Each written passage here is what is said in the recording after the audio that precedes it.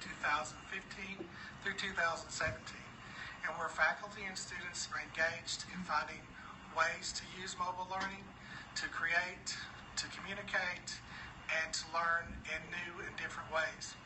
We hope that you will enjoy today's Periscope Spotlight and try to use at least one of the tools or practices in your own classrooms. Thanks. Good morning to the 20-Minute Mobile Mentor. We are here at the beautiful Sevierville Walter State campus with Erika Stevens. Erika's got quite a treat for us this morning. I'm excited to hear about DVC, correct? That's All right. Good morning. Glad to have you. Good morning. So today I'm going to talk about DVC, which is short for, or initials for, Desktop Video Course. A lot of people have issues with foreign languages being taught online because they feel like they don't get enough speaking practice or listening practice. So what I've started doing is offering a Spanish class through Desktop Video Course, which is DVC. And the program that I use for that is Adobe Connect.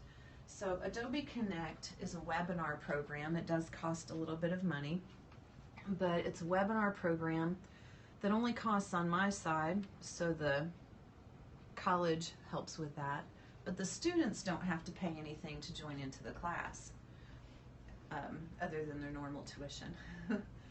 So the students will click on a link.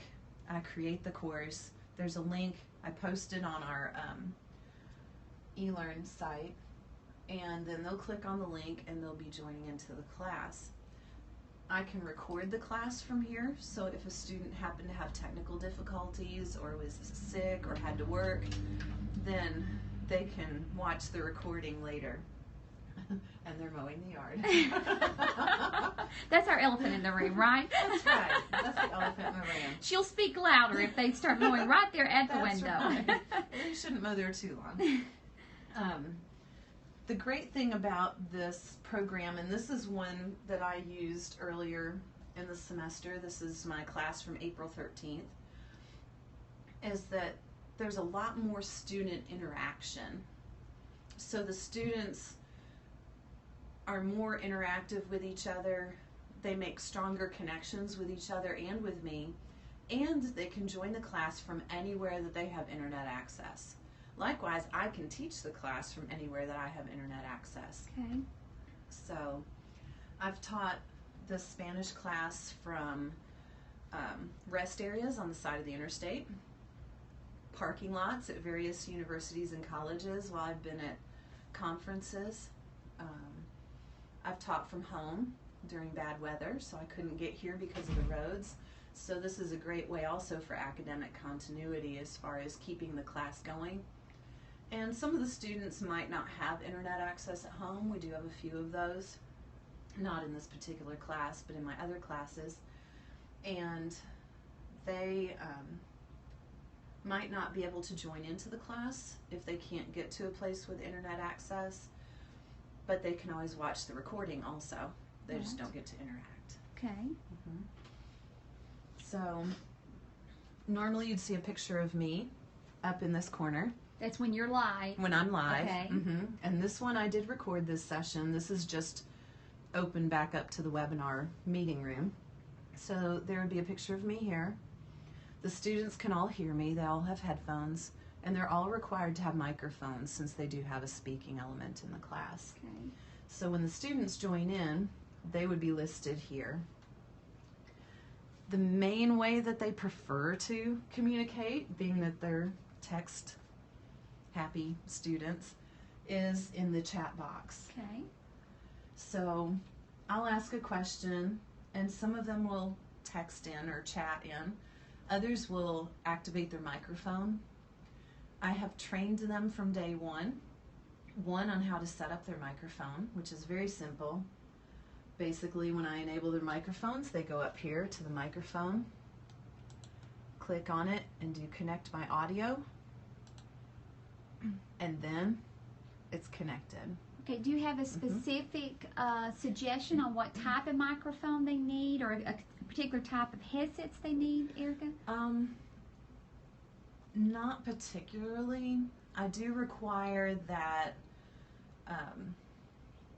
that they don't use, or they try not to use the microphone in the computer. Okay. Or if they do use the microphone in the computer, they have to have headphones, because otherwise we get feedback and it causes a ringing. Oh, yeah. Okay, yeah, yes. and the feedback is bad. I just wear simple earbuds. Okay. You know, these are from Walgreens, Okay. not to, promote any company. Okay. But I do have a really nice microphone. And did you purchase that yourself? The department purchased this. Okay. They did. But when I'm on the road, I just use the microphone in my laptop. Okay. All right. And so, but when I'm in my office, I also use this for my video recordings for my online Spanish classes, because I do still teach those. So what kind of microphone is that? Can you tell us? It's a blue snowball. Okay. It has a 3-way setting, so you can have it for meetings. Oh, that's cool. So it'll pick up from all the way around. So where did you hear about this at? Is it something you just did some research on? I did some research, found it on Amazon. Okay. All right. It's not horribly expensive, but I leave it on setting 1 since really I only need the one directional mic. Okay. All right. So, but it's very handy. It gives a good clear recording. Okay. Yes. So, and that's of utmost importance, since you are recording your class sessions for students' review. You want something they can use later on. Right. And why do you record the classes, Erika? The classes, so for several reasons. If they're sick or can't make it to class, then they can watch the recording. That's what I was thinking would be the Right. number one reason as I'm thinking about it. Right. And then also, if they felt like they missed something and they wanted to go back, if you're in a normal live class and you miss something, it's gone. You're right. You might have to copy someone else's notes or something. With this, they can go back, they can fast forward through to that one section, or maybe it didn't quite click and they want to watch it again, then they can always go through and see it again. Right. So how many classes are you teaching using the DVC model? I have 1 class a semester. Okay. So I've created a Spanish 1010 that I do in the fall and a Spanish 1020 that I teach in the spring. And what's been the reception of the students? It's the students who are actually in the class love it. Getting the students into the class is the problem, because a lot of advisors, a lot of students don't really understand what it is. They're afraid of the technology. They prefer the traditional classroom. The problem is I don't have any traditional classes. So their options to take me are either a video streamed class where I have students on 4 different campuses. It's live. I'm on the Sevierville campus. They can interact with me. I can interact with them. But I'm not on those other 3 campuses. And I've noticed there's a lot of separation between the interaction of students. So like Claiborne County won't necessarily interact much at all with Morristown or Greenville or Sevierville. Whereas this kind of gets rid of that distance. So it brings all of the students together. They're really a tight-knit group. And they do tend to follow me. But trying to get students originally into these classes is difficult, just because of the lack of understanding about what it is. So how long have you been teaching the DVC courses? I think this is the end of my 2nd year or 3rd. So really, you're still growing the programs, growing the idea of doing a DVC. Right. It's still growing, trying to get the word out to my colleagues about what it is. I still get emails every semester, every advising area, saying, what is this? Where do my students need to go? They're still looking for that DVC building, and they can be anywhere. They can be at home in their pajamas, because I don't require them to have a camera. And actually, family members tend to jump in also. So if they're using their speakers and it's just projecting into the room, then sometimes I'll have students tell me, oh yeah, my wife has been repeating the words with me, or so Wow. It's spreading the knowledge even further than the student base, even though they don't actively participate. Right. But there's still some residual effect into the families. So what can you not do with DVC courses that you could do in a live group? Or is there anything? Showing videos can be a problem. Sometimes, depending on the video and how it's loaded and what format it is, can kick all of us out of the program, including myself. But really, that's the only drawback I've found. So if I have a video I want them to watch and discuss, I'll post that on our course site and then add it to a discussion board, and they can still discuss it, and then we can discuss it in class when they come back. So maybe they have to watch the video prior to coming to class, and I use that term loosely because they're really not coming to class, they're coming into class. Right, yes? Right. Okay, that's a good workaround for that. That would almost be like a flipped activity because they're having to watch something prior to coming in. Right. What about tests and I mean tests and quizzes? Yes. How are you handling that? Right. All the tests and quizzes are on the college e-learn system, and for the most part, they're not proctored, which I know there is a lot of controversy over whether that's, promoting cheating or not. My thought is that they have some audio recordings that they have to do and some other homework activities where it's going to show up if they're cheating on that. They also have a proctored final exam. So they do have to do the proctored final exam. It is still online. It's on eLearn. Or they can come in and take it with me during one of my regular classes. But using ProctorU to supervise the students, and they're a really good program. I've gotten a few notifications, mostly about, is this student really who they say they are? Because they changed their hair drastically between the driver's license picture and actual class. And who hasn't done that, right? Right. I'm like, no, that's really who it is, I promise. So, one of the other things that you can't really do in Adobe Connect, it doesn't like Word files. So, Word documents. You can upload documents into this to share. This is a document I've uploaded.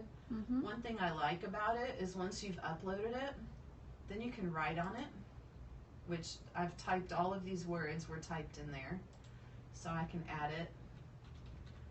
Now the student can't see it until I click off from the box. I can also draw in different colors, which is always fun. And by the way, my students love drawing. Sometimes at the end, we were working on doing a storybook with them drawing, so I can give them the power to draw on the whiteboard or on anything. It does slow the program down a little bit. You can also edit and delete things. We can put shapes in there. There's a pointer. I don't like the pointer too much, but it's okay. Okay. Yeah. So you said it doesn't like Word documents. So what do you do to kind of help that? I mean, what? Right. You can upload a PowerPoint. So if people are used to using PowerPoints in class, it'll upload and convert a PowerPoint. That's not a problem. Okay. But a lot of times in my video streamed classes, I'll do my notes on a document, on a Word document, but then I save it as a PDF because not all students have Office, so they can't all open it. You can upload PDFs to this, so as long as you convert the document to a PDF, you're fine. You can upload that. There's also this feature which is called the whiteboard, and you can type all over it and put notes on it. You can draw on it. I'm still working on drawing some of this stuff. Okay. And I can export these, so if a student wanted just the notes and not to watch the recording, then I can save this as a PNG file, and all students can open that. It's kind of like saving it as a picture. Wow. But you can only save them one page at a time, so you have to post every single page of notes. So. Right. Yeah. It's interesting things. Yeah. So, good response from students. And Adobe Connect, this type classroom, allows them more than just an online class experience, because you are visibly interacting in the class with this in real time. So let me ask this, do you have a set class time? We do. This semester we meet Wednesdays and Fridays, 1:55 to 3:20. So students are required to be present in the classroom, which means their name is right here, during that time frame.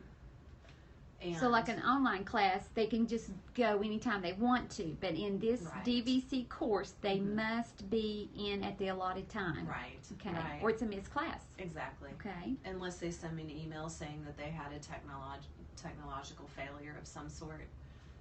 You know, because your computer could go down at any point. Your internet can go down. You can join this from a phone, a tablet, or a computer. So across all devices. Okay. And I've had students, we have a phrase in the class which Corbin, one of my students, mentioned, or he actually kind of came up with it, and don't class and drive. That's great. Because we had a student who was joining us via phone, and she was a dual enrollment student.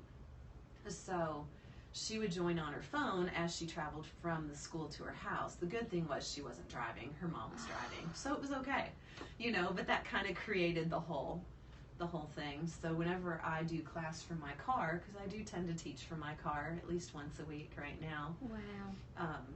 And it works just fine when I have a MiFi, or I can go to Starbucks or McDonald's, and my students can too. But, you know, so they're always like, you're not classing and driving, are you? No, I'm not. Well, using Adobe Connect, you would be hard pressed, I would think, to drive and run class, because there's a lot to click in and out and make sure everybody's on. I've used enough to know that. All right, so if someone's interested in doing DVC courses, how would you suggest they get started? What is the beginning point? The beginning point, of course, is a Let's Make a Deal for the Adobe Connect program, because it does cost some money on the college's side to offer that. So starting with the Let's Make a Deal, and then getting some training and sitting in on some classes. I'm always welcoming people to sit in on my classes. Doesn't bother me at all. Interact with it, and then sit in with someone who uses it to get training as far as how to use it, how to set up the class, and all of that. Because you do want to call on the students. You know, I call on the students. It gives you the option to goals, which I use like as quizzes. So there's constant assessment going on throughout. So they're not just sitting there plugged into their headphones, leaning back and not engaged. They're fully engaged in this class. All right, someone had asked how much it costs, but an educational cost. Okay. I have no idea. So I don't know. David, can you tell us, Dr. White, can you tell us exactly? He'll give us a response back. So that really, regardless, that doesn't sound very expensive, and no cost to the students whatsoever. Exactly. If they're using a tablet or an iPhone or an Android, it actually has a free use the program here, and that saved me before, because I was getting ready to teach a class via Adobe Connect one day, and the internet was down and the power was out, and at that point I didn't have a MiFi, so I was able to contact the students who were already in the class via my phone through the app there, using my data, and let them know that I was going to have to cancel class because you know, technology issues. So they weren't just sitting there waiting, saying, "Where'd she go?" Yeah. Okay, so Adobe Connect DVC courses, if you haven't thought about it, you've gotten some good information this morning to get you started. Erika, if they have questions or want to talk more, can you give them some contact information? Sure. You can always email me at Erika, ERIKA, .Stevens, STEVENS, at ws.edu, or you're welcome to call me on my office phone, which is 865-774-5830, and I'd love to share any information I have. and she definitely is a great resource for you with Adobe Connect. So we're so glad you joined us this morning. I know here at the end we've had some intermittent Wi-Fi outages, and I'm using my Wi-Fi today. I don't know what's going on, but anyway, thank you for sticking with us. We look forward to seeing you next Tuesday morning at 9:30 for the 20-minute mentor. Have a great day.